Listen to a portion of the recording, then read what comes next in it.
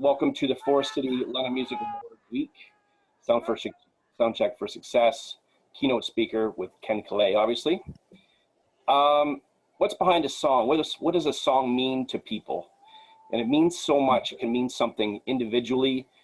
It can mean something like, it can make you happy. It can make you sad. It can give you a reminder of where you are at a certain time in your life. We always know an artist, but we never end up knowing who's behind the song and who the artist was captured by. The biggest thing with this type of stuff in the music industry is the producers, the engineers, the people behind the scenes. And we are lucky enough here right now, give a big virtual clap and round of applause in your homes for joining us tonight, Mr. Ken Caillat, all the way from California. Thanks, Ken. Hello, everybody. Yes. Nice to see everybody. Probably the most humble man I've ever met in my life. Just to start everything off quickly, we want to get to know you first off. I mean, you were born in San Jose, and there's a big background long before music there. So tell me after growing up in San Jose. Well, let's see. I was going to be a lawyer in San Jose. My parents convinced me that going to law school would be terrific. So I decided, well, I'll try it. I got a job in a law office when I was going to college, and I decided definitely not for me, definitely not. So I panicked, and I decided, well, I started playing guitar. I had started playing guitar about a year before. So I started thinking, I was writing songs, and I thought, well, I'm just going to write songs, and I'm going to be a singer-songwriter. And I decided it would be a brilliant idea for me to move to Los Angeles, get a job in a recording studio. And of course, when I wasn't working there, I would be recording my music and becoming a superstar. But I didn't realize that I would fall in love with the console and the control room and all the knobs and dials and switches. So I decided to become an engineer, and I practiced very hard. And one thing led to another, and I got hired to work for Fleetwood Mac to do a mixer radio show for them. And one thing led to another, and they decided they had to have me to do their new record, and really unknown engineer producer. And they packed me up, and we went up to Sausalito to record this album, and I had no idea. I was kind of nervous because I was kind of straight. I thought, boy, how is it going to be me living with a bunch of musicians, a bunch of hippie freaks? I was kind of turning into a hippie by that point anyhow, but is that where you want me to go? Well, there's so much in between there. There's so much in between there that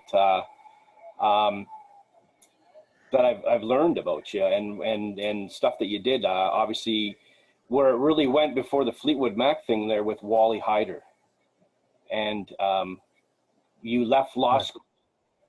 And where did you end up? You said, I'm going to go up the country to Los Angeles from San Jose.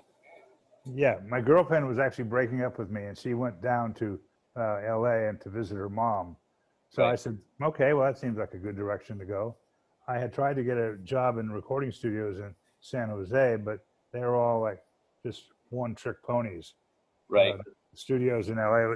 LA was really a lawyer's town. Right. So I couldn't get a really satisfied position at any studio. And I mentioned I started playing guitar. So I started a little business making reel-to-reel or cassette tapes. Right. And so I had a bunch of tape machines in my house, and I would make recordings. We got a deal with a record store, and they let us come in and take any record we wanted and make tapes of it. So we used to sell these tapes, and I think the company was called RWKC Tapes. Very catchy name. Yeah. But I had all these tape machines in my apartment, and I started recording with my recording partner, vocals and things, and I started getting pretty good at it. So I thought, well, I just moved down to LA when my girlfriend left, and I'll get a job down at a studio. So I ran into, I had a long hair beard and a suit and tie, and I went to Wally Hyder's studios, and I said I want to get a job, and he actually fired somebody else that he had just hired, and to hire me that night. Right. So he called me up that night and said, Ken, I need to meet you. You're the only guy that ever had handed in a resume, typed and everything, and showed up in a suit with a long hair and a beard. And a dog. Yeah. So then I worked for Wally Heider's, learning my craft for 4 years. The first album I worked with was the Crusaders, and I worked with Crosby, Stills and Nash as a second engineer, where I started to see these guys, amazing talent, and I realized that my talent was nothing compared to these guys. Right. So I thought, what I can do is the console stuff. I can engineer, I can produce. So that's and then I lucked out. Luck played a big part of my life. So and, the Wally Heider thing, though, I want to touch on that. At that point, you guys were known for remote things, a lot of remote recording. Right. Back in those days.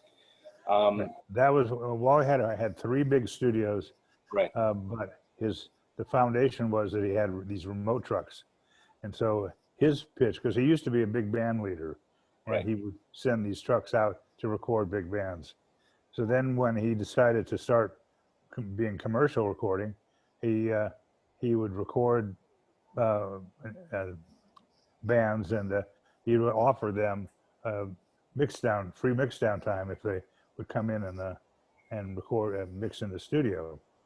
Right. So I was trying to get jobs at RCA Records, at all the places that had big studios, and thinking that was the way to go. And everybody said, no, Ken, you don't get it.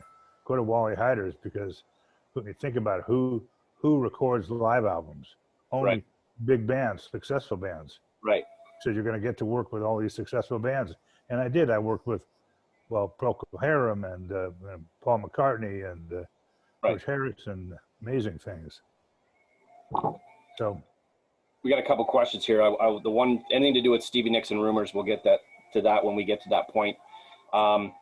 Quickly though, Steve Kopp here. Steve says, what is the difference between being the producer and being the engineer?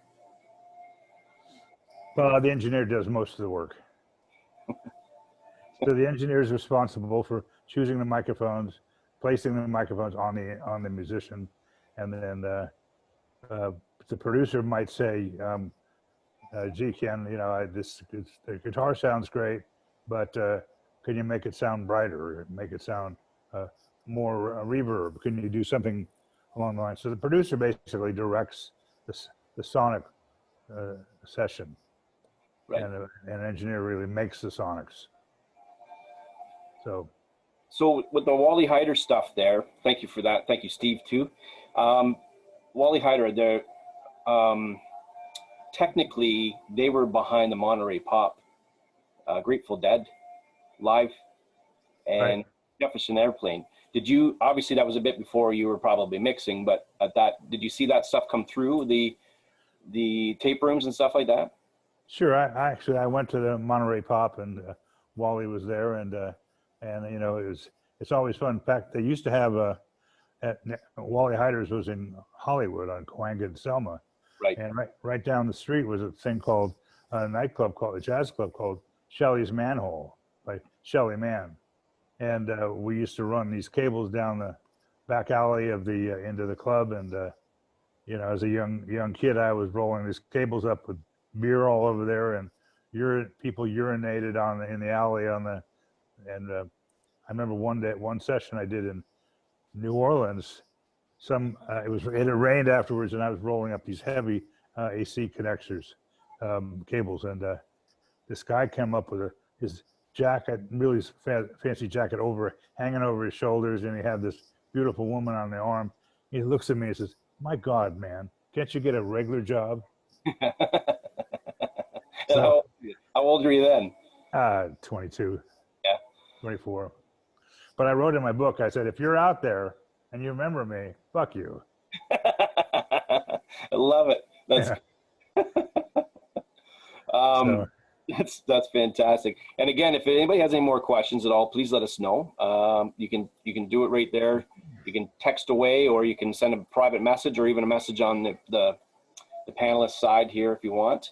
But by all means, Ken's here and to answer any questions. And I started calling you Ken after almost 10 years of knowing you. So because you told me Mr. Clay's, that's not you. So Right. I have to get into, like, obviously the Wally Heider stuff is very important. I think everybody always runs to the rumor things with you, and obviously runs to all the stuff to do with where you went with Fleetwood Mac so much after that, right? But to me, those are the interesting stories. Because of the remote and the mixing, and you don't really see too many producers and engineers now doing a lot of the mixing in front of the stage so much as you guys did back then. Right.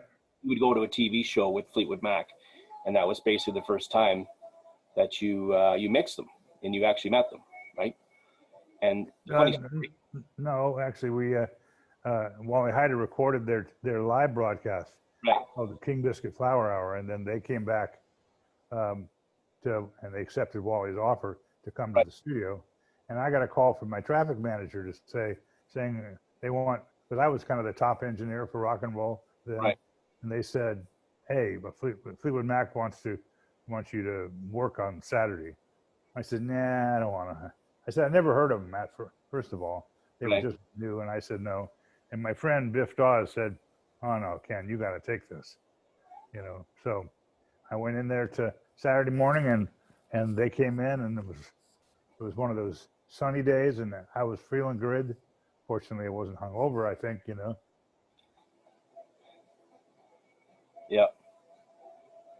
Might have just froze a little bit there. Not sure what happened. Hey, Jay.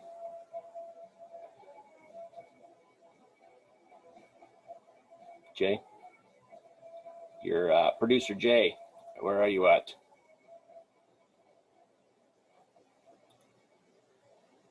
Not fun.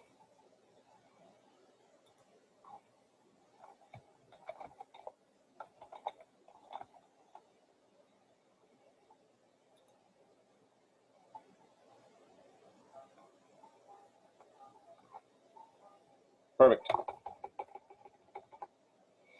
All right, so this is where I do a little jig. All right, there you are. This is where I do a little jig. Like I said, if there's any questions you want to ask, he will come back, and we'll have. And remember, one thing to know is he is in the Sausalito record plant in Sausalito, California, where Rumours was recorded. And if you're a big fan of Guns N' Roses, for instance, Guns N' Roses album was done in there too. Eminem was done in there, not part with Ken though, but it was done in that place. And quite a few after that too. There was quite a few.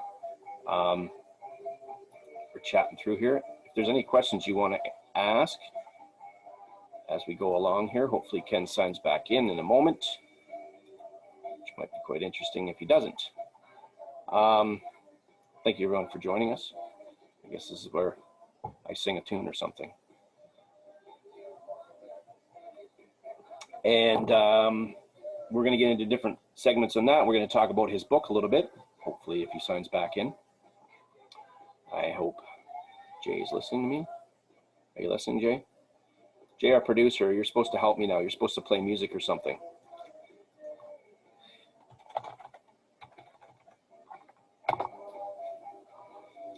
So he, maybe they don't have very good internet.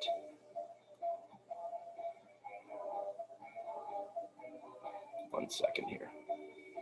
We're just gonna pause for a second. Don't go anywhere, please.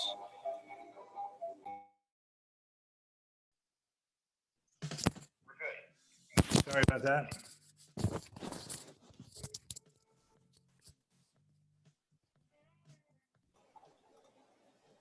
Welcome back. Thank you. Sorry about that. It wasn't an earthquake or anything, was it? No. Okay, we're good. It's to be expected. There probably hasn't never been internet in that building ever, has there? That's something to think about. How do I get you full screen? Share screen. Clear out of here. Thanks everybody for hanging out with us. those who are still here, and everybody's still here. A little bit of a mishap, but you know, it's could be worse. So, perfect. All right. Thanks, Jay, for helping us out with that too. There we go. All right. Yeah. Well, let's just continue on. Great. Where were we?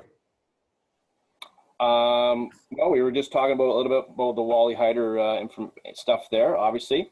So I think I was talking about, I was mixing the Rhiannon song, and so the hour and a half into the concert, I was mixing the Rhiannon stuff, and Stevie was doing her twirling in the room, and she was like, she said, "Ken, put some more fairy dust in my vocal," and I said, "Well, okay, Stevie," and I turned the knob. So I don't. You're full screen. I don't need to see myself. Gallery view. Okay. Perfect. Sorry. So good. It's perfect. Not a better place to be hanging out right now, Ken. I'm telling you, it's good. Look at this great studio behind me. I know, and I can't wait to talk about it. So the first time you met Stevie and Lindsay, obviously one of the greatest parts of your book in different areas. Yeah, that was funny. So I went out to my friend Biff had told me I got to go get their record. So I got the White Album, the Fleetwood Mac album. Right. And on the back cover was Stevie, was all the names of the band, but turns out the names were mixed up. It wasn't corresponding to the person that was there. So Stevie comes in, and I looked at her and I said, "Lindsay, such a big fan of yours." She goes, "I'm Stevie." But anyway, that's a part of that. It was a survivable situation. And that was in and around when you were working with Wally, and then the Wally things obviously turned into so much. Even with the general manager of Wally Heider's studio. Right. Relationship there. I would love to hear about it. I've read it. I've seen it. Well, Wally was a great guy. He just he was always there when I made a mistake, and but he taught me the best way to do everything. So, which was really beautiful, because I worked with a lot of bands, and I used to take notes on what these engineers would do. I was really fired up. I wanted to become the best engineer there was, and so Wally gave me that opportunity. Right.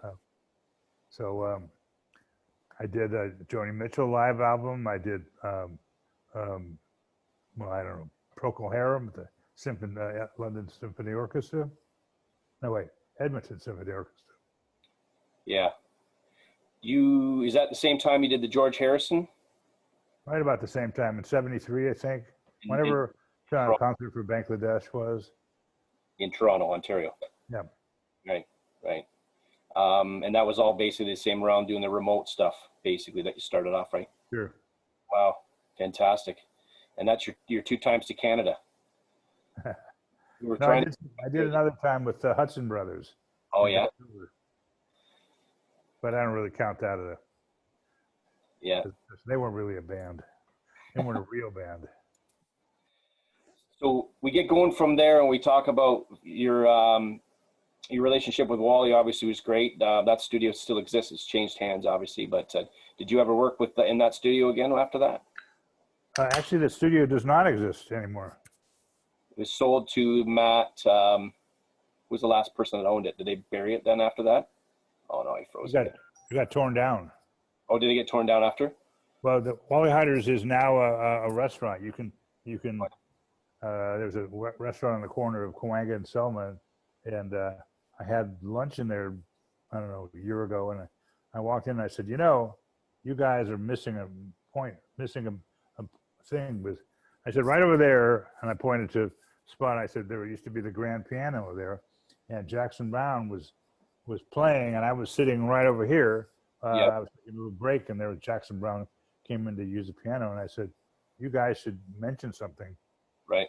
So now there's a plaque on the outside of the studio. Here lies, former site of the Wally Heider studio. Makes you wonder what all happened to all the tapes from Monterey Pop Festival and everything. Well, probably they got turned back to the owners, but, which is Right. what happened with this studio, because I was afraid that this studio was going to be torn down and made into computer center or something. Um, I won't talk about that now. yeah. So sorry, the three brothers bought it after Wally had it. Basically, that's all I know is the three brothers bought it, and then it ended up being one guy owning it. And then basically he said, but after that's gone. So it's sad to see that. But from there, you met Mr. Richard Dashut, which changed things. Yeah. Dash it. Yeah. And Dickie Dash. yeah. So tell us from the moment that you met him to where you ended up sitting where you are right now when it comes to that 1 year. Well, actually, Dick Dash or Richard was when they did the live mix down for King Biscuit Flower Hour. He came with the band. Right. So he came into this studio, and I was really feeling good that day. And he came in and he said, "You want to smoke a joint?" I went, "Sure." Saturday morning, and we just hit it off. And the band came in, and Richard and I were already joking back and forth between us, very comfortable, and that's probably helped the transition, because as it turned out, the next day after I mixed that Rhiannon song, they had already booked a real engineer. I mean a real engineer, but an engineer in another studio record plant to mix the Rhiannon single, the real single for the radios. And so they said, "Ken, we're really sorry. We have to use this. We have to go use this guy at the record plant, and we've already hired him, but you were just the radio guy." And so anyway, so I said, "Well, easy come, easy go," and I got a call that night, Sunday night, and they said the session went terrible with this guy. He was panicked, and I can imagine Lindsay was over this guy's shoulder, like, "What are you doing? What are you doing?" Yeah. And they were probably going, "Well, Ken didn't do all this stuff. What are you nervous about?" Right. So, but anyway, so Dashit calls me up that night and says, "Okay, now it didn't go well. They want you to do the real mix for the radio." So they came in on the Monday, and I did that. I had already done it once, so I wasn't nervous about that. And so after that, they said, "Okay, you're hired. We're going to hire you to go do this album in Sausalito." And you never know when. What? You never know when. Oh, you never know when you're going to be a part of history. Isn't that the truth, my friend? I told somebody that the other day. I said, "It was me." No, but I know. But besides that, oh yeah. It's like you always have to be ready. Yeah. Because I always tell artists, don't just dress up, look decent, but be ready. You might get in an elevator and might be the guy that's going to discover you. Right. So you just never know. So after Richard called you, that's where this begins. Right. Fantastic book. And I have read 2 books in my life, Ken. This is one of them. The other one is Green Eggs and Ham, because that's basically at the level that I was at. So it's an amazing book. I'm not going to talk. I'm going to let you talk. Tell us from the moment that Richard called you that night to your feelings the next day. Well, I didn't know. I was scared to death, like I said, and I grabbed my little dog Scooter, and we jumped into my Audi and headed up the coast of California to head to the record plant. I showed up here with my dog, and I remember driving up and being pretty much apprehensive of what I was doing. And I could see clouds up as I was heading up to 101, and thinking. I looked over at Scooter and I said, "Oh, I hope we know what we're doing." Because I could see it ending really in a kind of a disaster, but it didn't. Walked into the studio and I started here. First thing that got me excited was the Nina, the studio manager, the beautiful girl, and that's all I was interested in for the next 6 months. She worked at Wally's too, did she not? No, she just worked here. No, because wasn't Wally's one of the managers from Wally's working at Sausalito too? I thought. No, I don't think so. No. So everything changed from there, And it's amazing that the book, if you've not seen this book, people, this is something, we will put the links up to it, Making Rumours, which is your first book, right? And going from that, and what I like most about that is the emotion of you know, driving up the coast with your dog and not knowing what you're going to get involved in. But it's what I like about it, especially knowing Lindsey Buckingham. You took pretty good charge when you got there, and you told him that when you we're going to make an album, we're going to make a Grammy-winning album. Yeah, my first thing I said to everybody, okay, well, we're going to get a Grammy for this record. And they all went, sure. You know, from your mouth to God's ears. But it was so positive of an experience. Here's one of the rooms that we're in now, and I put the drums right over here against this wall, and I put the piano back there, and Lindsey was right over there, and John McVie was right over here, and so, and I have to say, it was just like it was why I wrote the book. It was so much fun because it's what creativity is all about. Right. But I didn't realize that they were breaking up. So life threw me a curve by their constant, yelling and screaming. Right. I'll let you go where you want on this, because I know you've got specific things that you and I talked about like a couple months ago, even, or whatever, where you wanted to use. If there's anything you want to show us, by all means. I won't guide you anymore. Let's open the book of Making Rumours and let you discuss and say what you would like to say, because we all want to hear it. Well, the thing I really liked about music, and I'm so passionate about it still, is this analog recording. I don't know how many of you guys know about analog recording, but it really makes recording easy, because you are constantly shaping the sound, and analog recording brings musicians together, and it makes a lot more fun out of a project. Whereas digital Pro Tools doesn't have these tone controls readily available. Right. So I guess part of what I wanted to do here is inspire people to get into music. My daughter, Colby Caillat, I was kind of a pain in the butt when she was growing up. I taught her what a verse was, what a chorus was. I insisted that she learn to play an instrument. She did so, and then she wrote a song her first day with a guitar lesson. Beautiful. Yeah. So, and she told me, she said, "Dad, the best thing you ever did is told me to play an instrument." Mm-hmm. I said, "Can you say that on tape?" Dad doesn't get told he's right very often. Right. Yeah. So within, obviously, everybody knows now that you've basically purchased Sausalito. You're going to take that legendary place building into the new era, basically, and also having the rooms created back to the day that you did to get that sound that we just don't really get anymore sometimes. Right. Yeah, we're going to have analog consoles in these two big rooms. I like it. Can you see behind me this? Can you see what that is? A mural of a woman playing piano. Oh yeah, right. So basically, her arms are in the air. She's basically going to pound another chord. Right.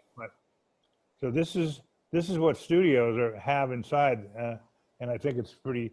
It just makes the musician feel more comfortable, more like taking chances, and smoking pot too. I think maybe smoking pot, maybe doesn't hurt. Because that's pretty much the psychedelics of that. What year was that? Was everything moved from New York, basically? By the way, or went from New York to Los Angeles to Sausalito, right?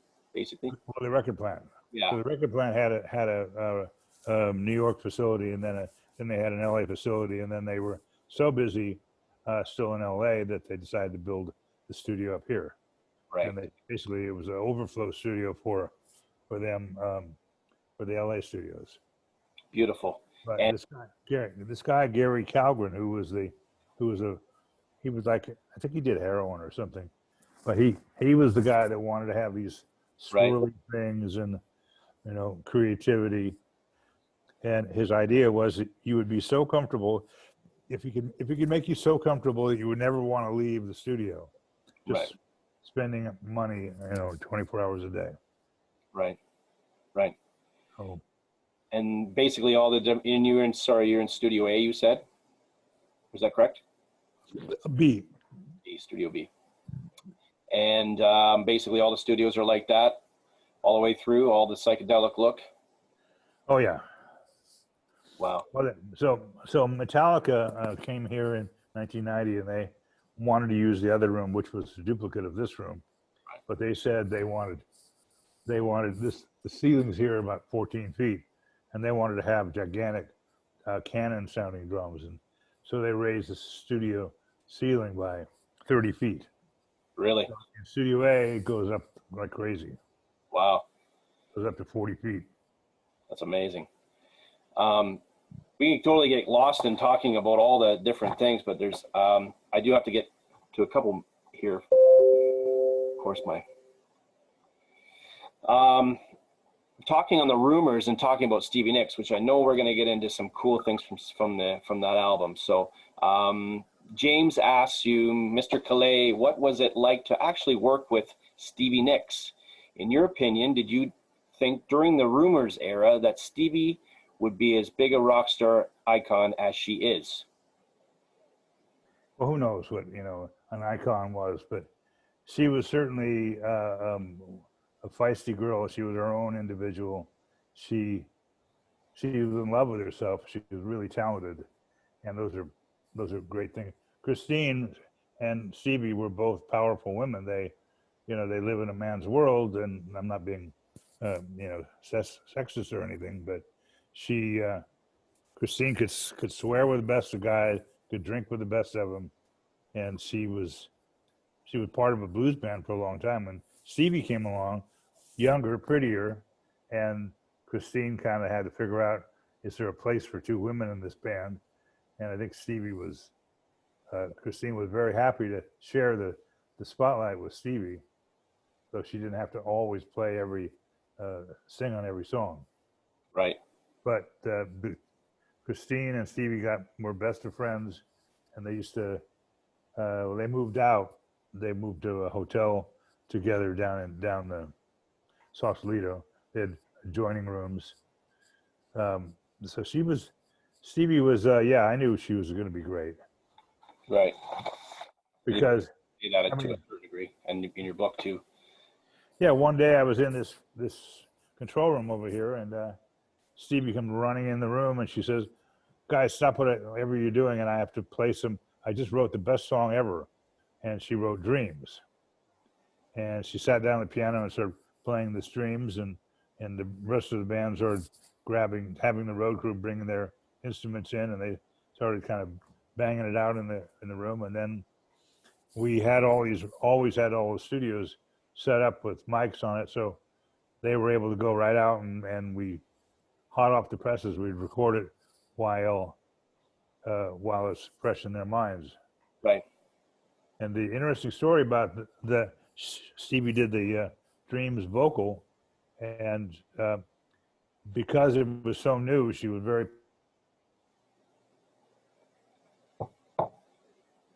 going back. Passionate about it. And we have an audio, and we tried to, and she did it she sang live in the studio while we were playing. So she had leakage of the drums into her vocal mic. And so we tried through the whole 12 months to get her to re-sing some of the song and get a clean take without the drum leakage in it. Right. And we could never beat that vocal. Yeah. He was just so emotional and had such phrasing ability that this part. If you listen to the record now, you can hear. You'll hear sometimes when I was writing her vocal up and down, you hear the drums kind of change ambience. Right. So. I think I saw a segment of you back in the 90s doing that with her. You were at a console talking about that. Right. Well, we did that a couple times. Did you? Yeah. I would bring a console in and I'd bring the tapes in, and and kind of go through like George Martin did. Right. So, and that's always amazing when people hear the multi-tracks of Rumours, and I mean, invariably I get the room filled with people, that work in the studio that want to hear, hear inside the record. Right, right. In fact, I could even do that for you guys now a little bit. Which is perfect. I'll just mention, if anybody has any questions at all directly about Rumours, or Sausalito or anything around that, please post them now, just so we know. I will get to everybody here. There's obviously some questions about other projects that you were part of, which we'll touch on too. But if anybody has any questions directly about what's happening here and what we're doing right at the moment, we are going to get into one of the most special parts of the whole segment. And that's when Ken is going to open up his iTunes and show us a little bit of everything, I guess. I guess so. Yeah. Shall I do it now? Yeah, go ahead. Okay. You want to set him up first a little bit? Well, I think you'll get it when I was just playing this for my people in the band. Can you see that? Yes, sir. Yeah, I am sharing. So these are little clips of, like, here's Gold Dust Woman.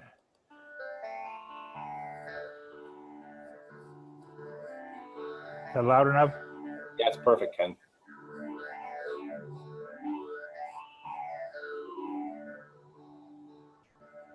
Rock on, Golden Woman. Phaser. That's Mick Fleetwood playing that harpsichord. Oh, is it? Yes. Wow. This is Stevie doing the end tag with her vocals.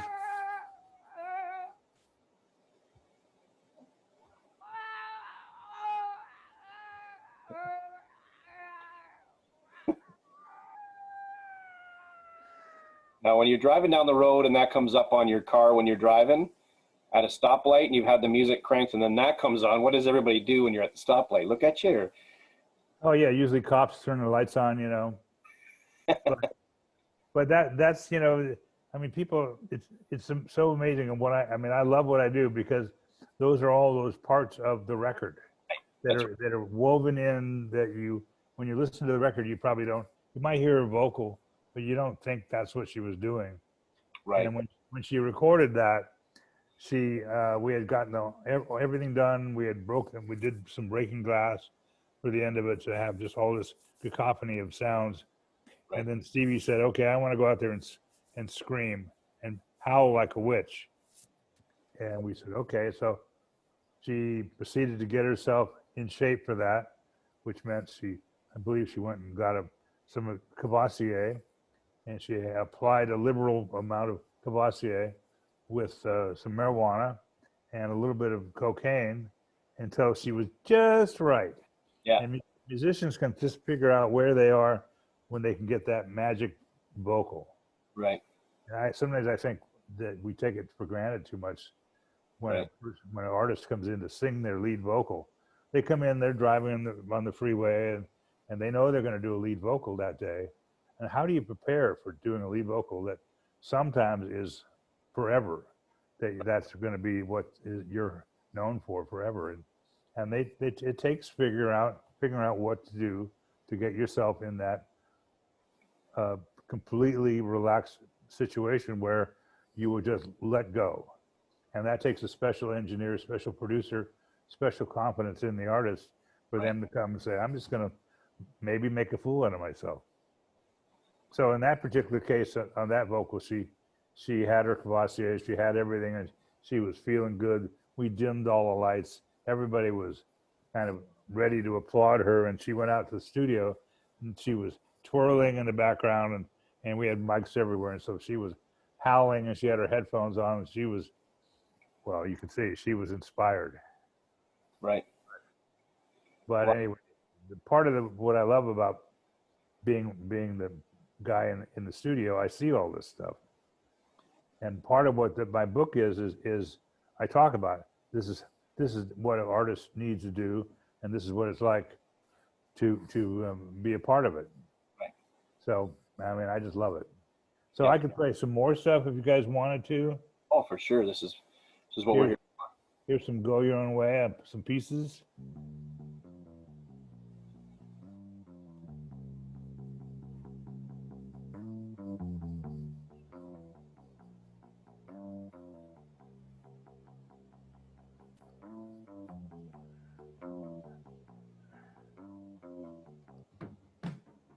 This mix, floor Right. tom or toms. Drum kit.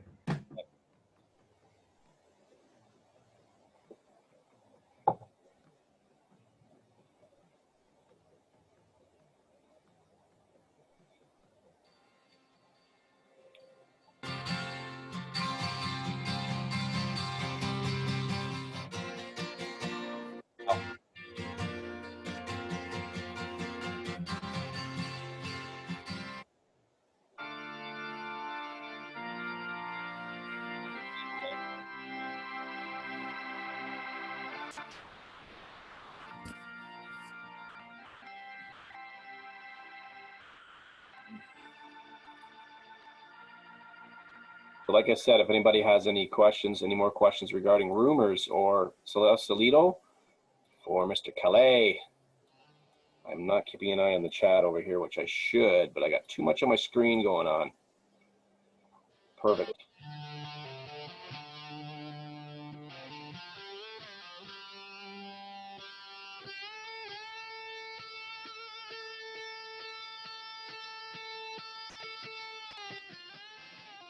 Sorry about that, Mario.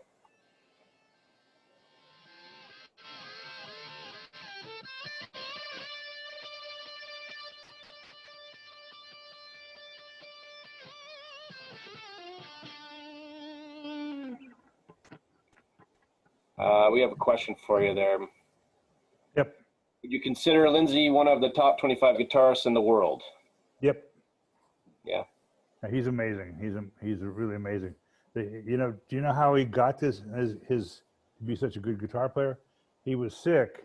He's ever since I knew him, he always was playing guitar. Every 2 seconds when he wasn't doing anything, he'd be noodling on the guitar. But he got mono when he was a young boy, and he was forced to stay at home, and he was so weak he couldn't sit up in bed. So he in his desperation to play more guitar, he figured out that he could lay on his back and do a downstroke, and he developed that technique, all with mono in his going through. But yeah, he's stood in front of me in the control room. Usually we do guitar playing when he'll be sitting right opposite me in the control room, and he'll be like, the guitar will be right here, and I can see it clearly, you know, and it's like, it sounds like there's 5 guitars playing. He's amazing. Right. Mario had a question, which basically that was the acoustic guitar for Go Your Own Way. That's why it was GWO or GYOW on there. That was the acoustic for Go Your Own Way. So that's then one of the acoustics. That was his accent guitar. Right. He was concerned that people didn't know where the one was in the song, so he wanted to go out there and say he felt, and I didn't even occur to me because I was fine with it. He Right. decided that accent was what the song needed to put all the pivot points in the right place. So he's a genius. Yeah. There's probably so many things to talk about when it comes to all that. And again, I'll push that Making Rumours book. It's a fantastic read because it's and again that's going on probably almost 10 years now too since you wrote that, and so much more is coming out. And now you're gonna have so many. You can almost write probably a second book after you get back in there, even with all the emotions that's going to come out again, right? Sure. I mean, we talk about in Rumours, we talk about the microphones we use, Yeah. the instruments, the sound, why they chose the instruments, and what it was like to be sitting in this room for 12 hours a day with these musicians. Right. And it's very intimate. I don't know if I can show you this studio. We'd love to see it if we could. I know it's probably hard for you to do with the laptop and stuff, but oh, beautiful. So that's the sound booth. That's where Stevie Nicks. Sound booth right over there. Okay. So Stevie wrote Dreams right in the to the left of, to your right, or basically, or your left. Well, she wrote it in down the hall in Yep. Sly Stone's bedroom. Oh yeah. The pit. She wrote it there. Let's see, put you back. Yep. Anybody getting seasick from Yeah. seeing too much? I think I have a picture. Were you guys? You were in Studio B for most of that? We started in Studio A, and about halfway through, we moved over to B because, as I said, they were duplicates, identical studios, but mirror image.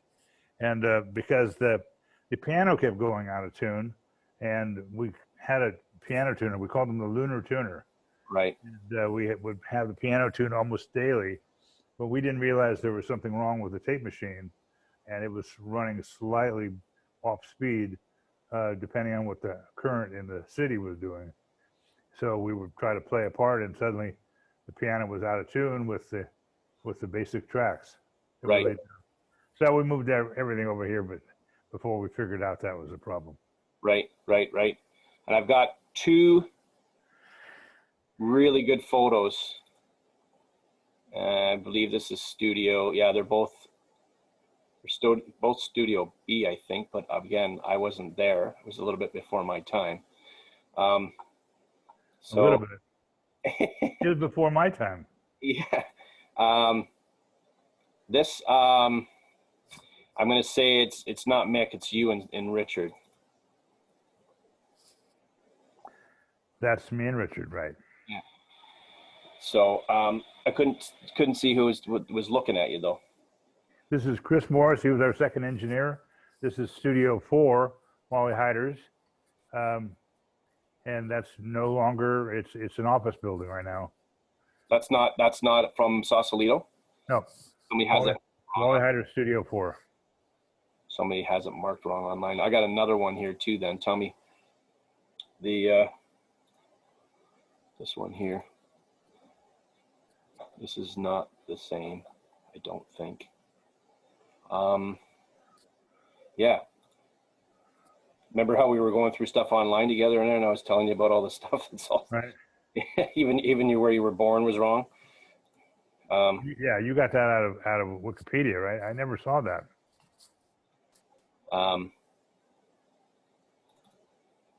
This one, I love that one. Same one, same studio. Yeah. So yeah, they both show up as Sausalito. So there probably isn't anything. I know there's some in the book, some different ones.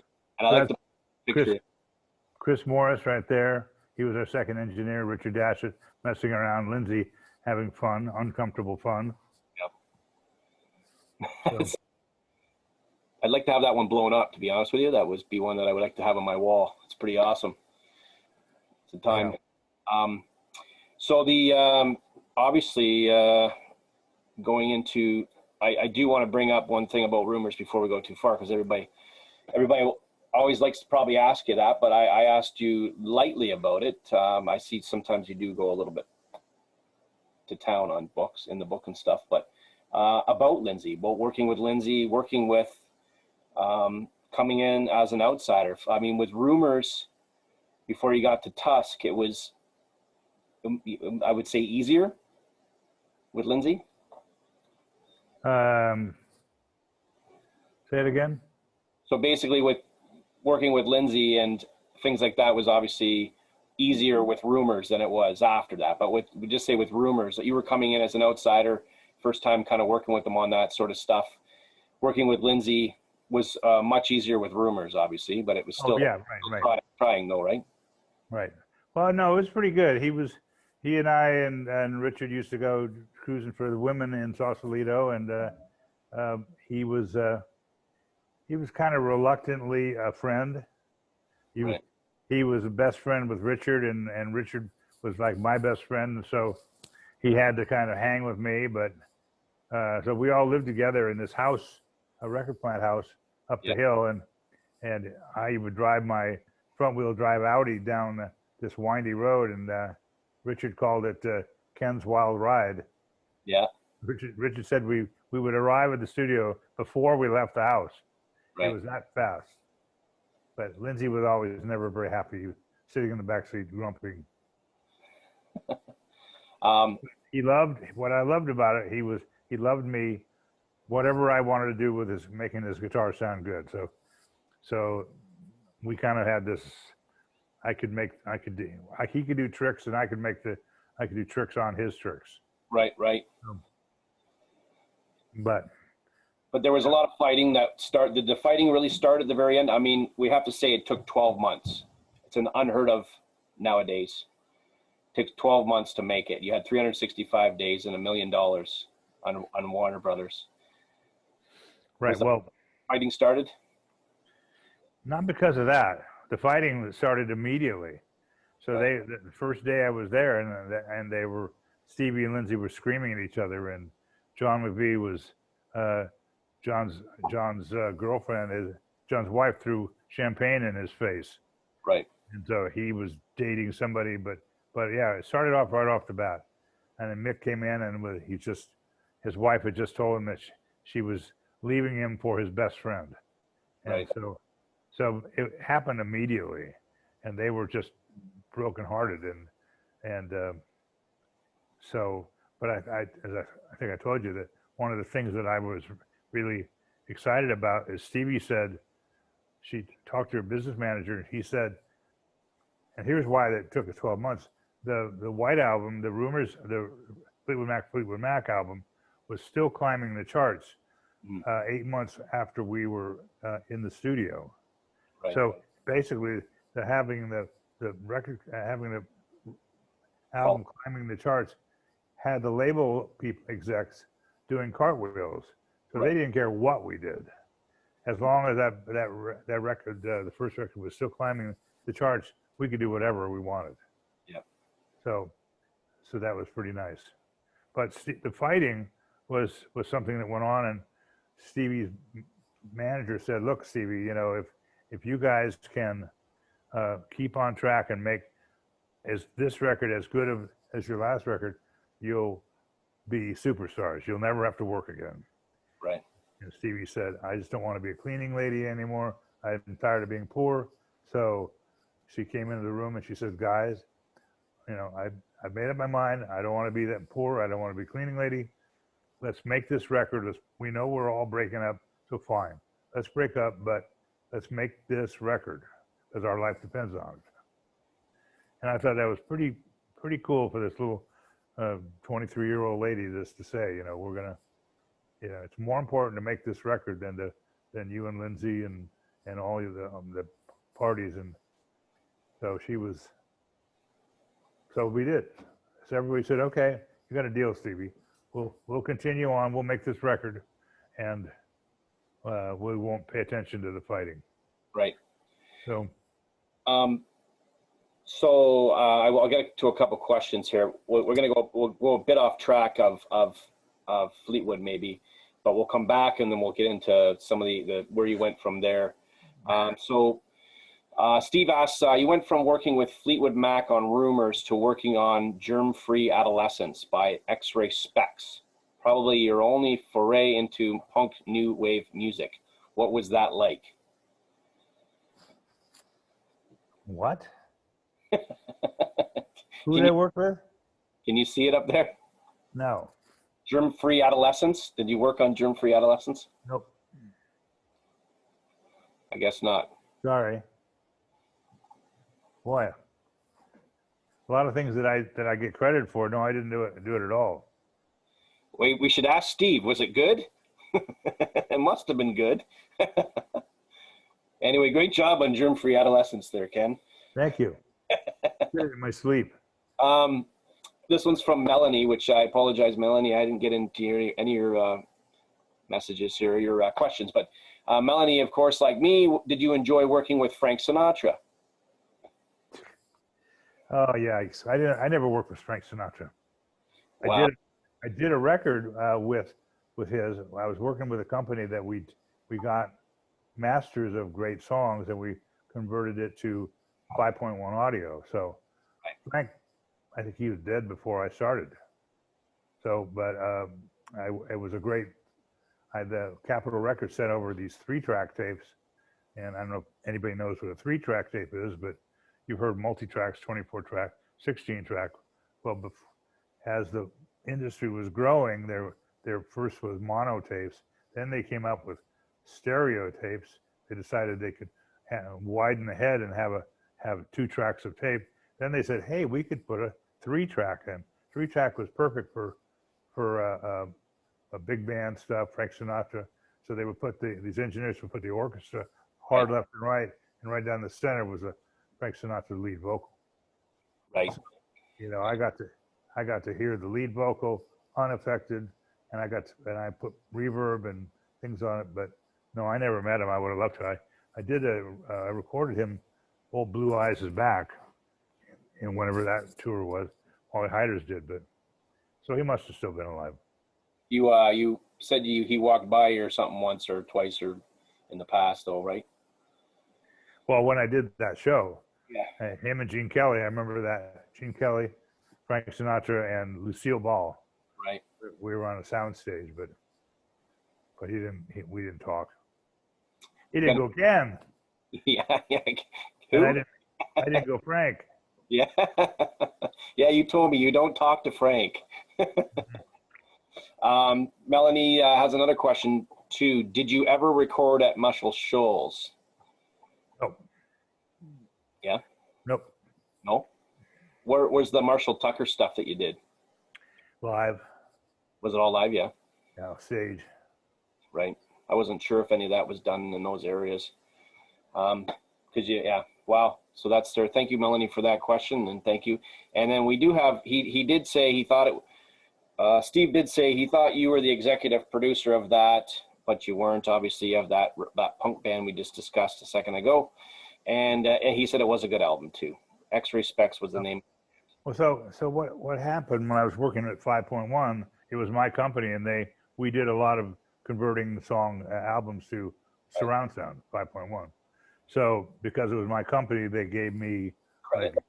Executive producer credit. But so you know what, Steve, this is actually a good topic. Thank you for bringing that up. So 5.1, we have to touch on that really quickly. You were one of the creators of 5.1, technically. Well, I didn't invent it, you know. You mastered it. Right. Well, we wanted to because 5.1 was getting really a lot of excitement and people were starting to follow it because 5.1 was a movie. It was also a movie format. So the record industry decided if we could, and I supported that totally. If we could play surround sound music, like when I was here at the studio, and the band was all around me, I would come out here and I had surround sound. Right. And it was one of my more favorite things to do, is walk out into the control room, from the control room into the studio and hear this band. Right. So we started pioneering this 5.1 surround sound. And I did a Rumours album, where you have Stevie and Lindsay over here doing vocals, and we have Christine over here doing vocals with Stevie. Right. And so if you move between speakers, you can actually kind of walk around and be a part of the band. So that was Mirage? Well, that was at Rumours. I did a 5.1 of Rumours. I did a 5.1 mix of Tusk and Mirage. Right. So it's for anybody that doesn't know what 5.1 is, basically, that was when basically taking Dolby surround sound into a new level. And I mean, if there's anything you want to add to that, you know more about it than I do. Right, it's stereo, left and right, a big subwoofer to add bass, and a center speaker. Right. So that's what, and people don't understand it. I love the story when you said Colby, your daughter Colby, when you sat her down to listen to something that sounded so amazing. And what did she say? Well, yeah, I did Steely Dan, one of their records, I Can't Buy a Thrill, that's the record it was, and 5.1, but I loved the mix. And I said, Colby, sit down. And she sat there for a few minutes and like, I don't want to sit down, I got to move. Why do I have to sit here? And I realized at that point, well, I could see a flaw in the technology. Don't worry, kids, just sit there, you know. It's not promoting dancing and not promoting anything. Right. Yeah. So she didn't like it. A dance club, eh? When someone, but we had that talk the other day though, and I think Jay was with us too. And Jay said it'd be nice to hear some Pink Floyd or something like that, though. Someone that you want to sit down and listen to all the stuff that's going on around you. Right. I mean, even if you had all these tracks that you have that you're showing us right now, if you could sit down and listen to stuff individually as much as possible around you. If there's any other... Pink Floyd was, if you go to their concerts, it's very immersive. Right. It's just all around you, that sound, and it's something you get when you're in a studio, but it's something you don't get. And part of it leads to having these listening experiences where you want to hear the whole album. Like, so we would pride ourselves in putting a running order together where you would put the needle down on the first cut and you would basically sit there and be mesmerized and entertained with great speakers, and you listen for 20 minutes per side, and you wouldn't need anything more. You don't need playlists. You don't need a bunch of songs, because this artist made something that was continually going to be good. Right. And that's the thing that you don't hear much anymore, because, I mean, Moody Blues, right. or, you know, some of these bands of Pink Floyd, they made music for you to just get lost in. Right. Yeah. And now it just gets lost without it. There's not much to keep your attention. That's why you got to get onto another record, and you got another record and put in a tune after tune in there. If there's any more questions at all, just before we start getting into too much, Melanie's got another one here. So hold on one second. What artist do you want to see record at your studio now? Besides Colby, of course, she says. Who else do you want in that studio?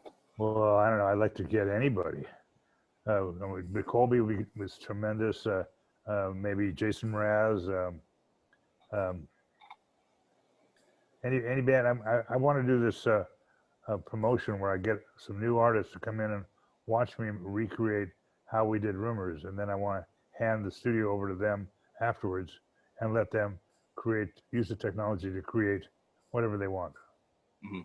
So there's lots to be said about that. I know you talked about, because I know you're going to do some influencing on with Sausalito, and I know both on the artist side and on the producer side, because you want to teach them exactly the 24 analog, and tell me the story again that you said about going back and showing that, and if they want to use another track.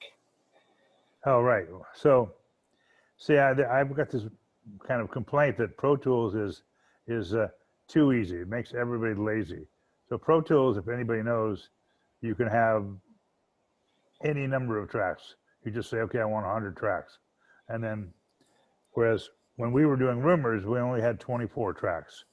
And if we were recording a set of drums, we might have 16 tracks, 16 microphones on the drums. So, and we might have 4 keyboard tracks and some vocal tracks, some guitar tracks. So when I decided to allocate each microphone to a tape machine, I had to say, okay, well, I can't take 16 tracks for drums alone, because I'll run out of tracks in 2 seconds once we start adding overdubs. Right. So you had to combine. I would combine all the drums into kind of a stereo picture, so that the snare might be in the center, the overheads creating a stereo perspective. The kick drum could be in the center, or you put it on its own track. So that made the making of the record more I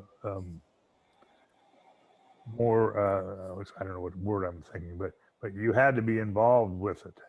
Right. When I was combining all the drums, Nick would be sitting there saying, "What are you doing with my drums?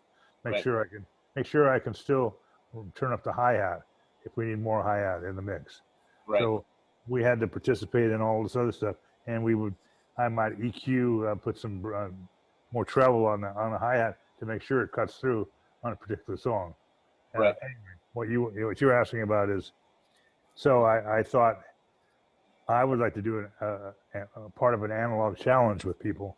If you want to run Pro Tools in my studio, you only get 24 tracks. I'm going to lock it off at 24 tracks if you're playing the game with me. And if you want an extra track, you got to pay $100, whatever. But so if you're a real good engineer and you want to be in this thing, first of all, try just doing 24 track and limit yourself. And these people will be whining. They'll be crying. Give me 25, 26 track, because it makes them do this, be involved right now. Right. And it's funny. It's an important part of sound making. And you've been watching that happen, and I got to ask, of course, we'll get into the chat. Colby is lucky to have a dad who's that cool, who could record some absolutely amazing albums. That's how I got to know you, was basically through Colby. She was here in London, Ontario. And Bubbly, everybody knows the song Bubbly, everybody. I mean, there's so much behind those songs. So what did you record that album on, and where? Pro Tools. We recorded at my studio, Revolver Studios in the Westlake Village. But it was great, right? We use real musicians to play all the instruments, and she's great. She just, the way she sings and everything is just it's just, she sings in a lower key than usually most people do. She sings a little bit lower. So but that was her first record. Right. So and she's done so well from there. And you were saying she's doing some more writing again? She's always writing. Yeah. Yeah, I just bought her a new Martin guitar. Beautiful. Right. Bought her an electric guitar that has built-in speakers, so she didn't have to deal with all the tricks and effects of electric guitar and amp. So, right. And I told her, I said, really, that your best thing, Colby, is to learn to play an instrument and just write songs. Right. Like, learn to express yourself musically, and I tell that to all you guys. If you don't know how to play an instrument, you can always learn. A couple of years, you'll be proficient at it. Right. I do have a picture, everybody, for the people that don't know. That's a great photo. Oh yeah. There's some good photos of you guys at the Grammys and different things like that too, but it's probably one of my favorite photos of you guys. I know, I love her. She's so cool. She was in Nashville or something last time I talked to you, I think. She's in Nashville now. Yeah. Yeah, it's cool. That's looking forward to seeing some more stuff of her. I didn't get a chance to get the Christmas album. So can you see that picture? No. No? So what am I doing wrong? So see, so that's one of the studio pictures. Let me try share screen. Double click that. You see that? Oh wow. So yeah. That's this room right behind. You can see there's those swirls. Right. Wow, that is absolutely amazing. Absolutely amazing. Just unbelievable. That's what this room used to look like. Right. And overall, through all these years, they've never changed any of the forte of the place. It's amazing. I mean, why would you? No, that's a very good point. I mean, so when we bought this building, some of my investors said, let's just make this really modern. And I said, well, that doesn't really make any sense, because if we're going to start a modern studio, let's buy a cheap building, like a warehouse somewhere, if we want to go into the studio business, and we'll buy a warehouse and start with a low overhead and then make a studio. But yeah, we got all this. We should just use it. It's the reason why a lot of people are going to want to come here, and the room's amazing.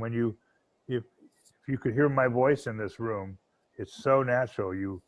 Most artists I bring in here, they can't wait to sing. Right. It's just that comfortable of a room. So and there's been so much stuff done up to 2008, I believe it was, right? Right. Yeah. So Guns N' Roses, different people, Justin Bieber even, actually his first album or two, I think, were done in there. There's Huey Lewis. You got a lot of listing stuff to put up to say what all was done there before and after you. Right. I mean, right before me was Prince and Right. Stevie Wonder, Songs in the Key of Life. So it's just an amazing building, and there's a story to be told here, and I think we're going to tell it. But it's like a rock and roll hotel. So when I pulled up with my little dog and saw Nina at the front desk, to me, it was my first experience. I didn't realize that she had just said goodbye to Prince. So it's like, Ken was with Fleetwood Mac, yeah, but there was Prince here, you know. And then, right after me is Stevie Wonder. But so the whole thing was, it's kind of living, breathing studio. All the people who worked in the studio as assistant engineers, and they're here to take care of the artist. Right. And the artists would just have the ability to come here and make music all day long. We got a couple more questions here. It'd be cool to feature it on Heritage Tour to help promote your reopening. Okay. Do you know what that is? Set it up. Melanie Frank here. That was a question. That was something from Melanie. So Melanie's going to set that up for us. Melanie, that's your job. You're now working for Sausalito,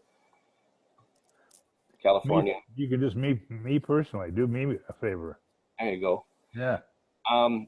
And Darius, who actually will be joining us on the producer panel. So this Saturday, when we're part of the producer at 1 p.m., Darius will be there with us too. Saponiak, how much would it cost to work with you at your studio there? Well, I don't usually. I ask somebody, what do they have a budget? In the old days, when the record company had big budgets, I would charge a lot of money. Right. Now I'm more interested in sometimes I work for free, just to be able to be a part of something that's, I think, is going to be special going forward. Right. I work with a lot of young artists right now. So I'm looking for these questions. How come my questions are different from yours? Was Tusk a big of a debacle as everyone says? Yes, it is. We're gonna get into that right now. If we've touched on everything else, first before that though, I do have to ask how you got involved in Michael Jackson's Bad. You're not gonna like the answer. Uh-oh. Is it another 5.1? Another 5.1, yeah. Yeah. So I didn't do anything on it. Right. One of my guys went out and worked with him and spent a day or two. But at that point, he was doing stuff on his own anyway, really, right? Wasn't he?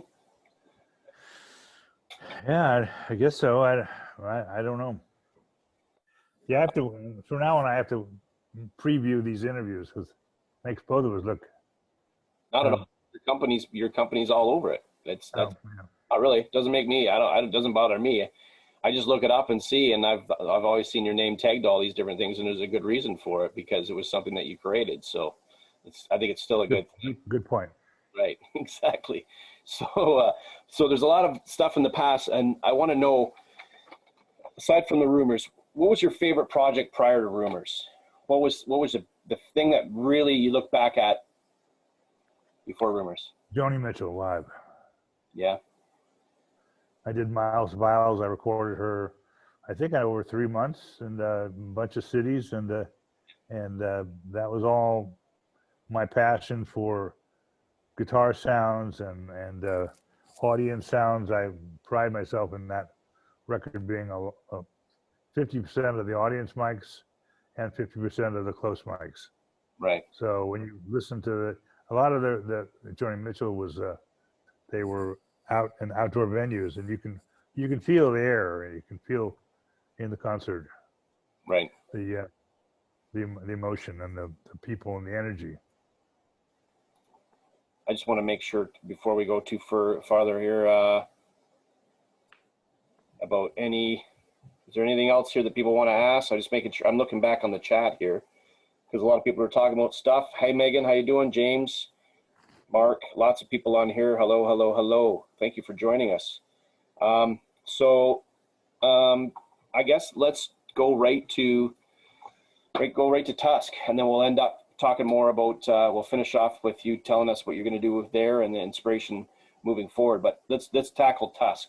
So a lot of people don't know what Tusk was about.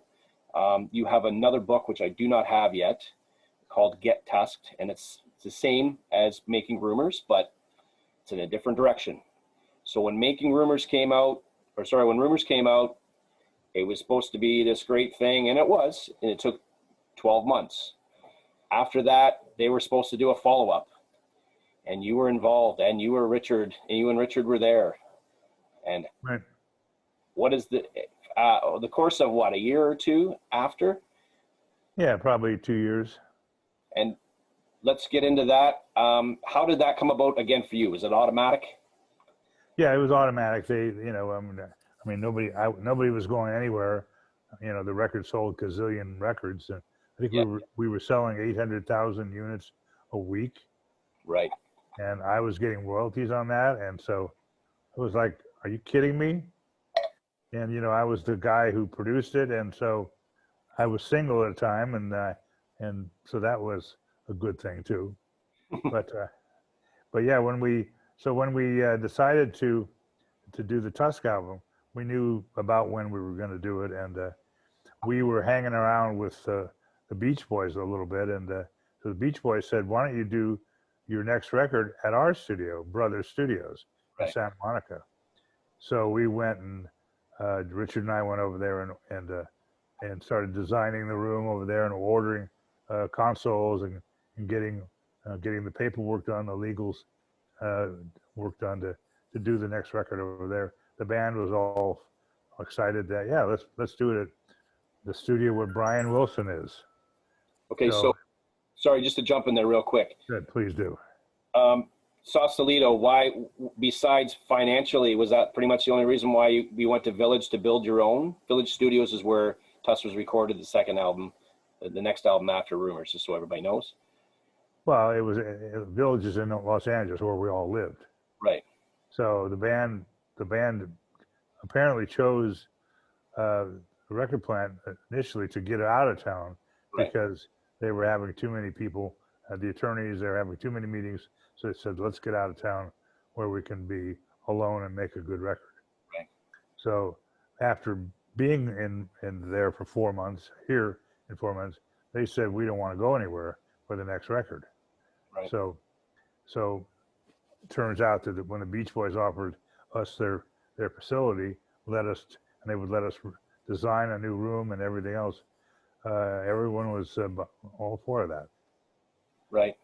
So, and you were able to build your own studio, and basically, I guess it's kind of going from being at Sausalito, where you walk in and everything was in front of you, to what they say is you were able to create the studio for yourself. Right. So it turns out that everything was going pretty good with the Beach Boys, but then the Beach Boys attorneys got in and mucked it all up. They said, by the way, if we build a studio for you, you guys have to do your next record, even if you don't like our studio. Right. And Fleetwood said, well, that's insane. We're not going to do that. So that blew the deal, and I went over to the Village, and the owner of that was Geordie Hormel from Hormel Hams. He was a musician, and he had this gigantic building in the Village that was a Shriners auditorium, 3 stories. And so we went to Geordie and said, hey, we've already ordered the console, Neve console, and if you'll build a studio for us, we'll do the record here, but no weird conditions. Right. And Geordie said, piece of cake, I'll do that. So we built this studio exactly like we wanted, our dream studio, to do Rumours 2, what we thought we were going to be making, another Rumours. This time we were going to try to get win all the Grammys, and but on the first day of recording, Lindsay said, and I was doing my dance with him and getting his sounds on his guitars, and he said, patient, let me work away, and he said, you happy with everything? I said, yeah, it sounds great, Lindsay. sounds really great. He said, okay, turn all the knobs opposite direction from what you did now. And so, of course, I turned them the other way, and his guitar went all groove, sounded all dull. And he said, okay, let's hit record. Let's record. I said, hang on, I can't record like this. What are you doing? He said, I don't know. Let's just try recording it that way. So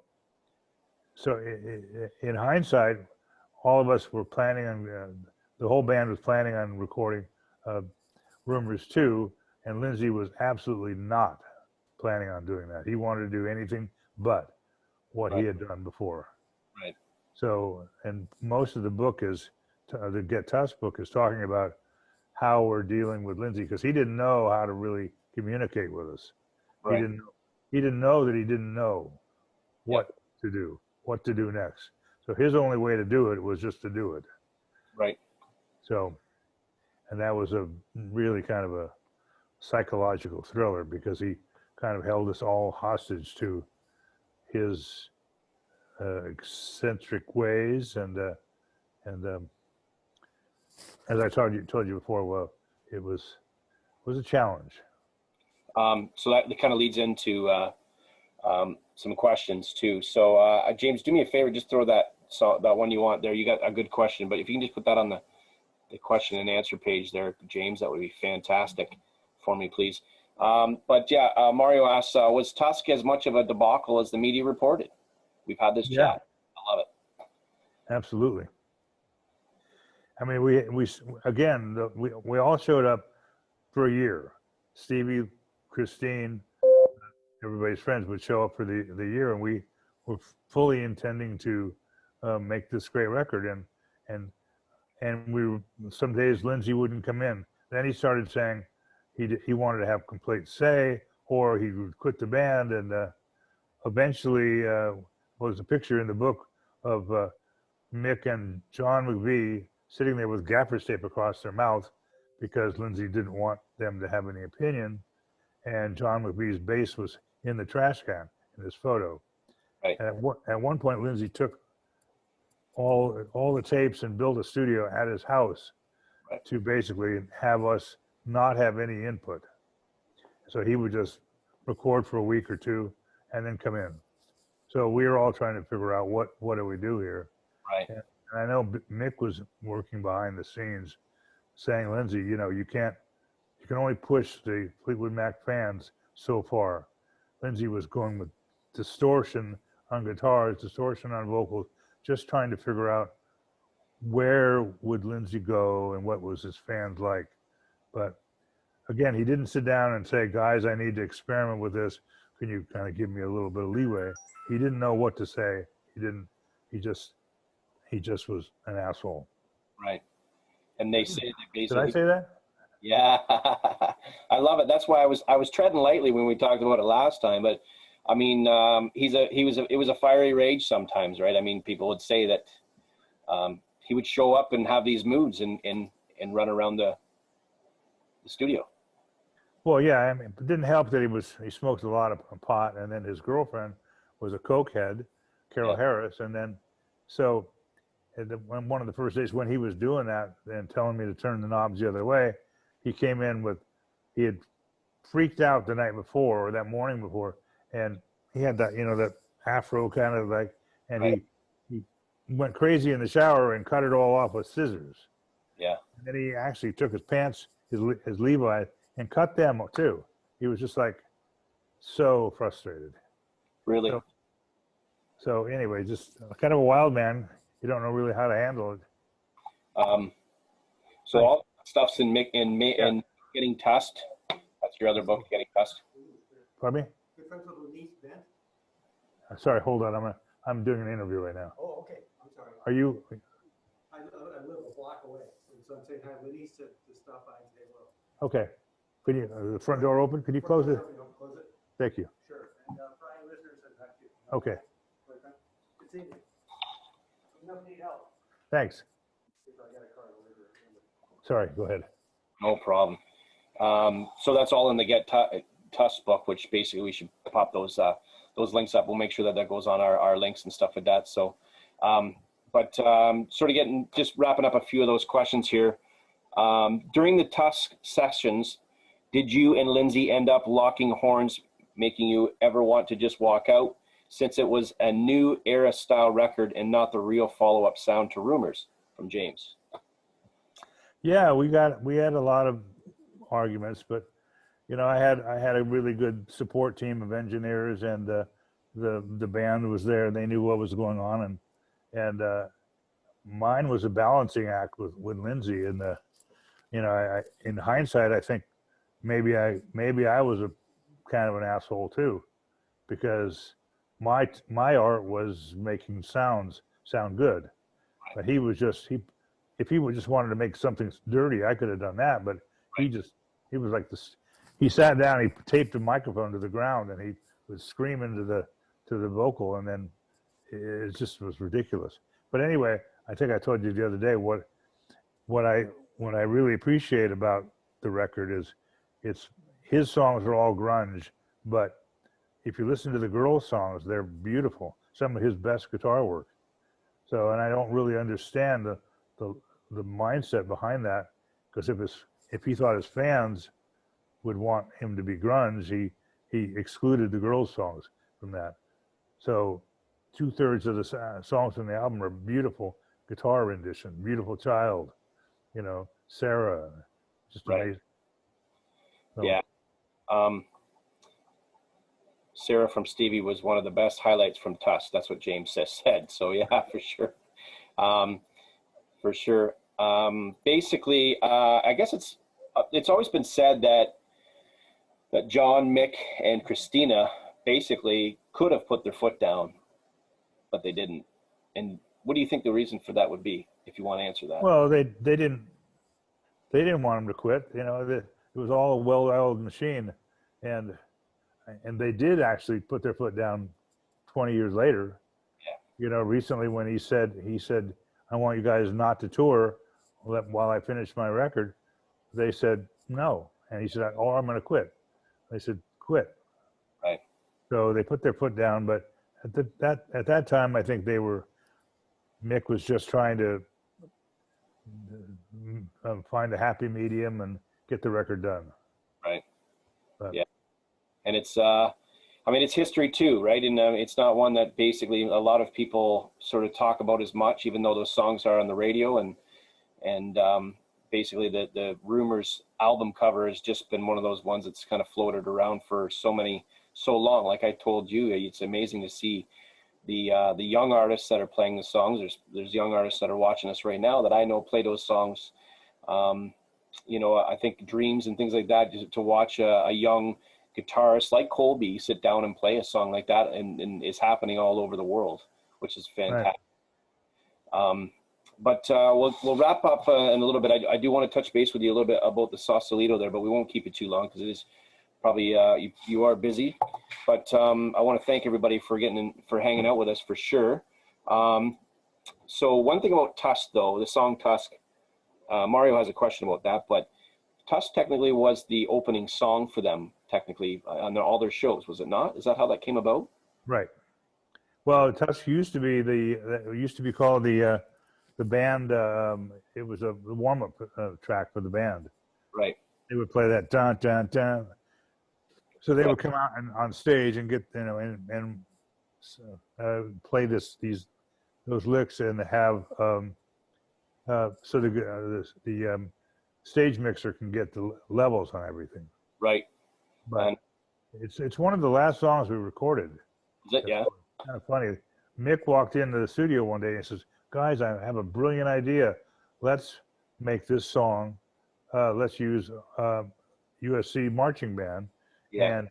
And when we Mick the promoter, and when we tour, we can use marching bands in every city to come open up. And he thought that would personalize many cities.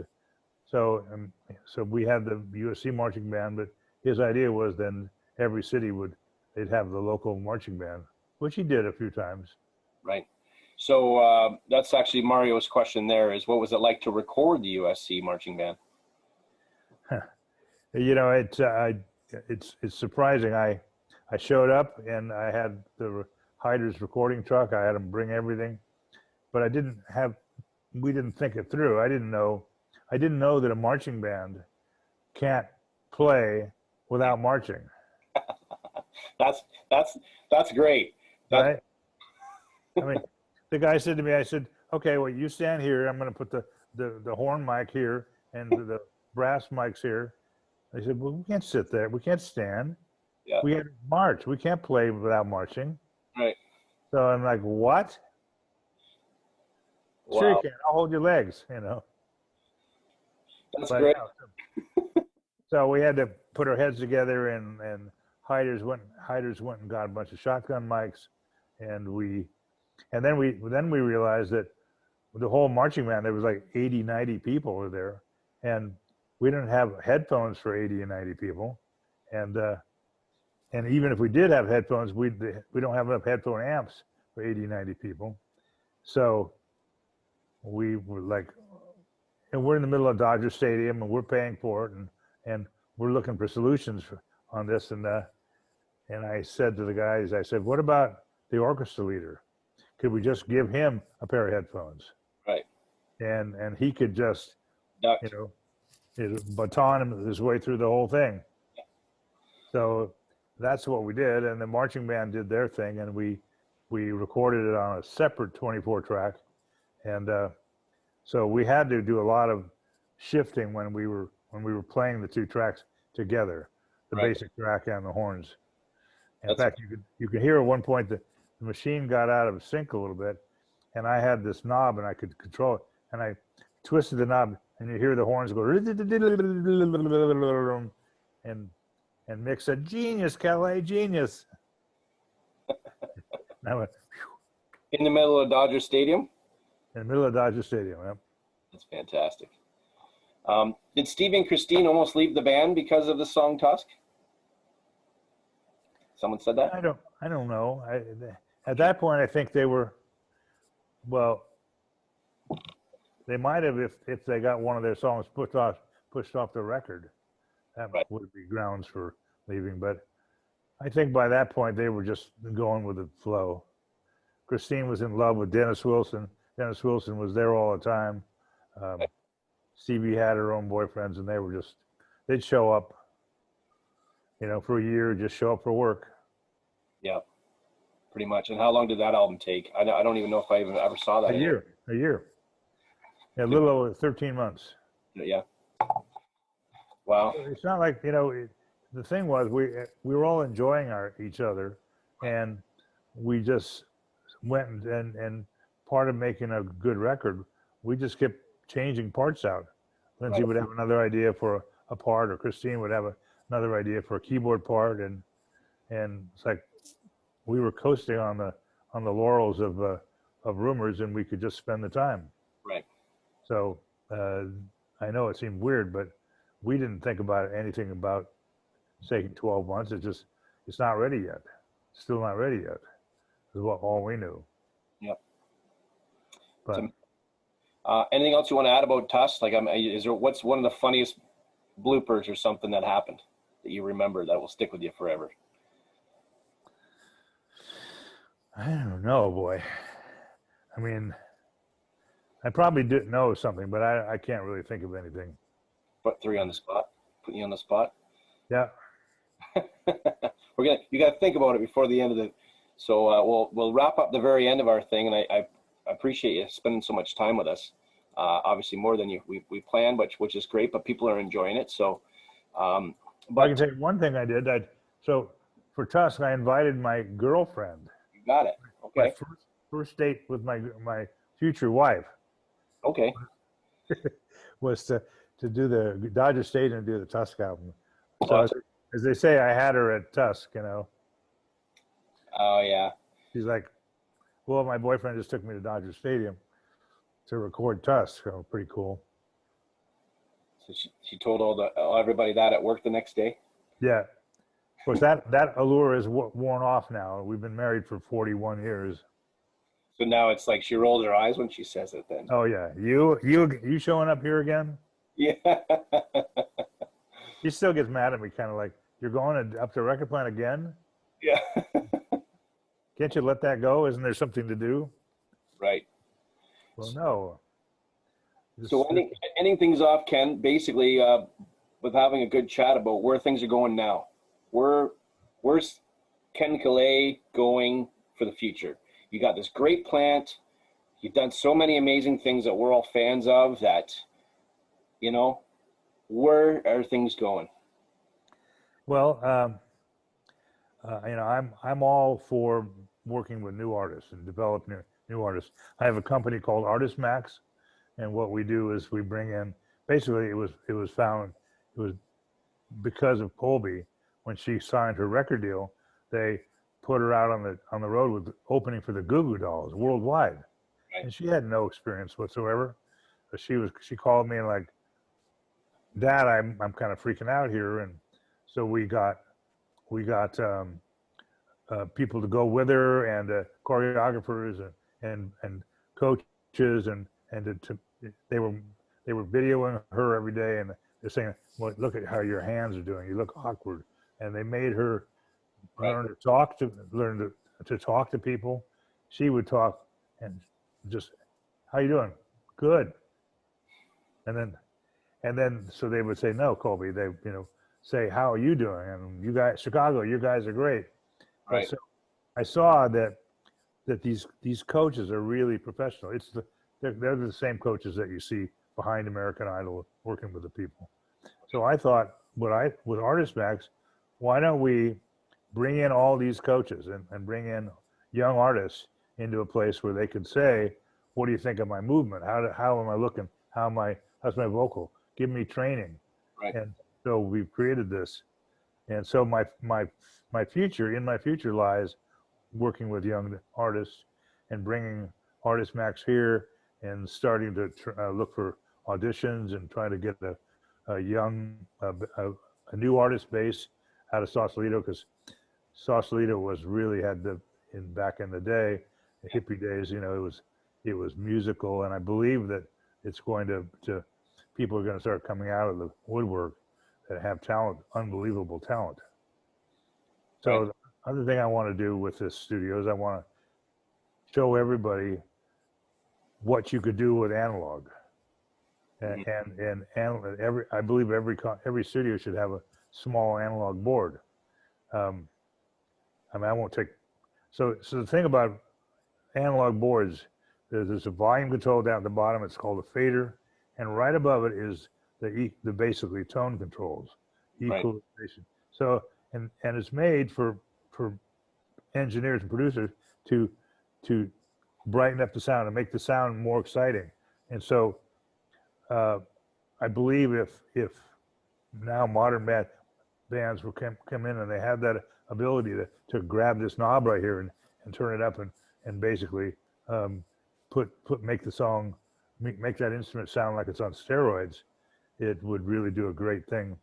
Whereas as opposed, the other option is Pro Tools, which has all that stuff taken away. There's no steroid control other than you have to open up a couple different pages on your laptop. So and I don't know why Pro Tools doesn't build some half and half consoles. Yeah. So I'm going to do a documentary. We're going to talk about the exciting aspects of analog and how it brings the band together, and those will be available here in the studios. Right. So, what about miking though? I mean, you've always been talking about consoles. Since I've known you, we've talked about all the way from 4-tracks with the Beatles. Not that you were there with the Beatles, but we talked about 4-track with the Beatles, all the way up to 16-track, half-inch tape, one-inch tape, all these different things we talked about. But like, we never talk about miking. Like, what are you going to do, or what do you think? Is there anything changed from that? Oh no, miking is miking. Miking is still the most important thing. I tell people that there's a mic for everything. So if you told me that I've got a organ, a Leslie speaker, I'll tell you, I know which microphone I would put on that. Or if I had a young girl singing, what would be a good vocal mic to guarantee that I'm going to get the best recording? So there's something for everything, and like the thing I guess I was when I was younger and doing this, I I knew the best mic for the best location, and the other thing I tell my engineers is get off your ass and walk out there and make sure the placement of the microphone that you chose for this acoustic guitar or vocal or whatever it is the optimum.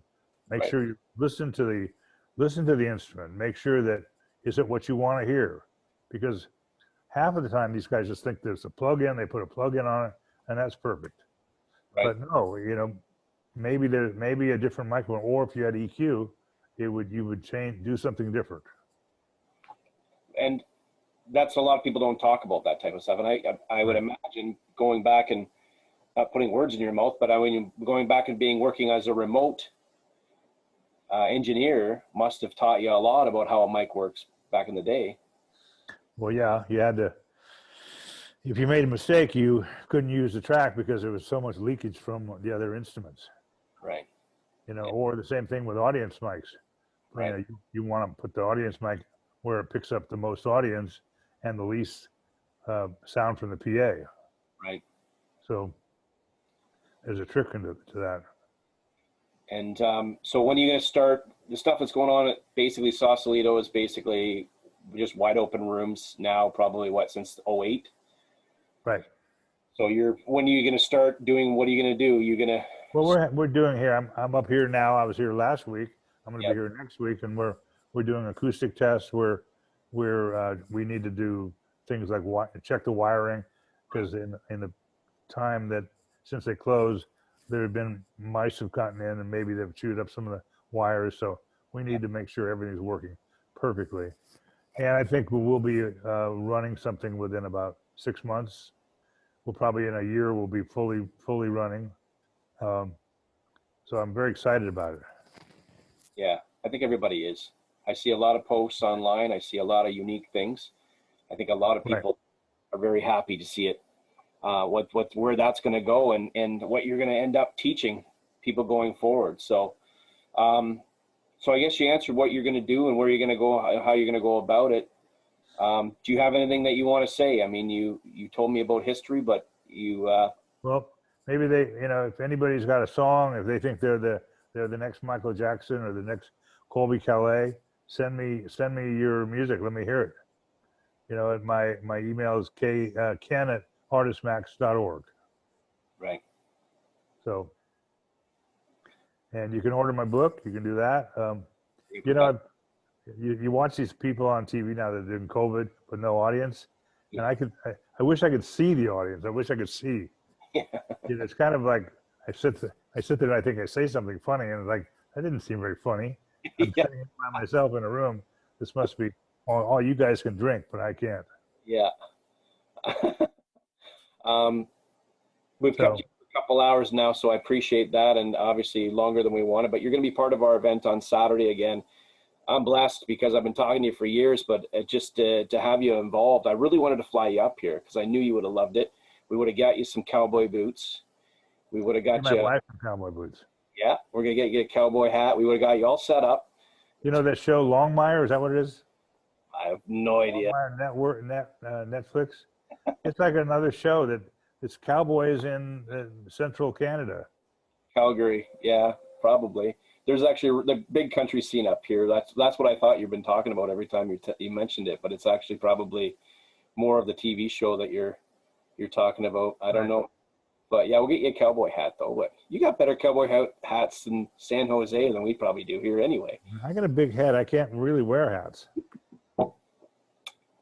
I'll let you leave on the inspiring notes of what you've always said to me, and maybe take a minute and just tell everybody why you do what you do and why you want to continue to do what you're doing, and what you want other people to learn, I guess.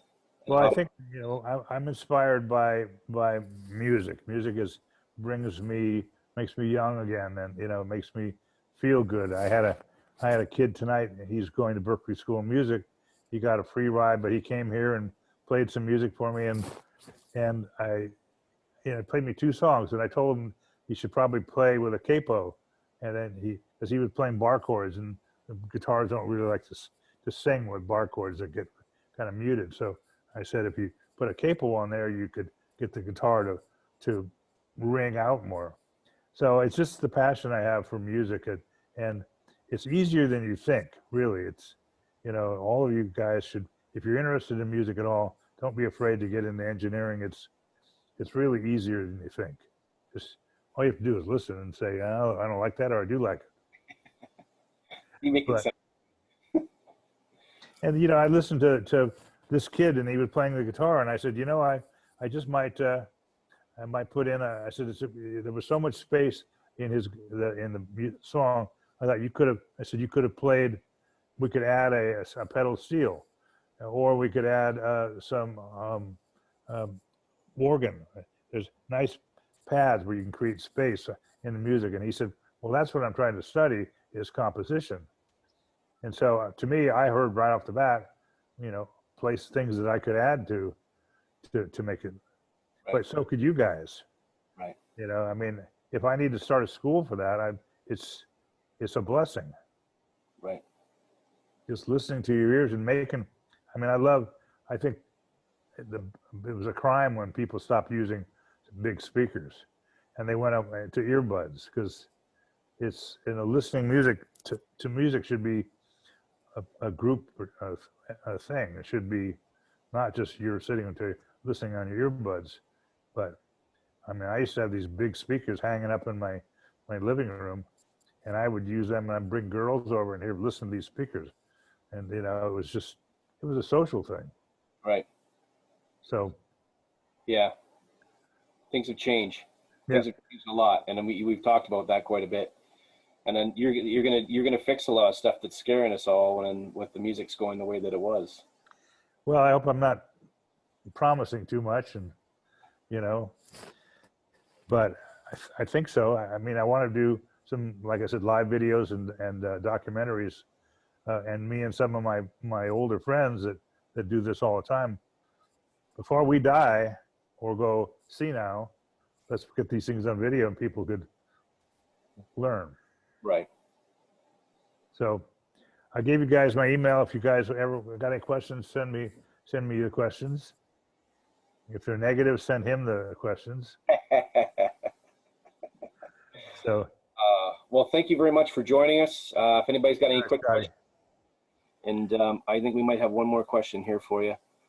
Oh, Mr. Caillat, thank you for spending the time with us tonight. Scotty, great job hosting. Thank you guys, big time. That's from James. Awesome interview. Great to hear all the history and inspiration of love of music Ken has.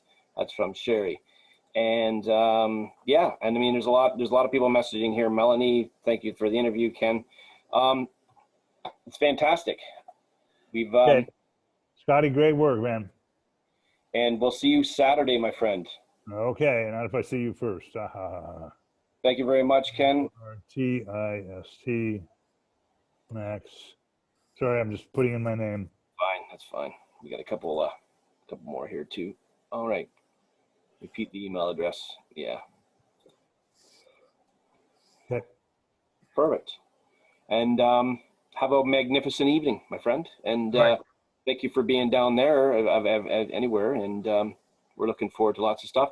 Saturday, 1 p.m. Eastern time, producer. It's another huge panel. We're going to have Bob Marlette, who did Black Sabbath, Rob Zombie, lots of bands. On top of Mr. Caillat is going to join us again. And we're going to have, of course, Darius Saponiak is going to join us, who's done Sum 41, Big Sugar. It's going to be an awesome time. I got 7 great people joining me for that event, producer. Join us. Make sure you sign up for that. If you go to the Zoom links that are on FCLMA.ca. And thank you to the Forest City London Music Awards for having me involved. I always love being part of it. Again. Nice job, Scotty.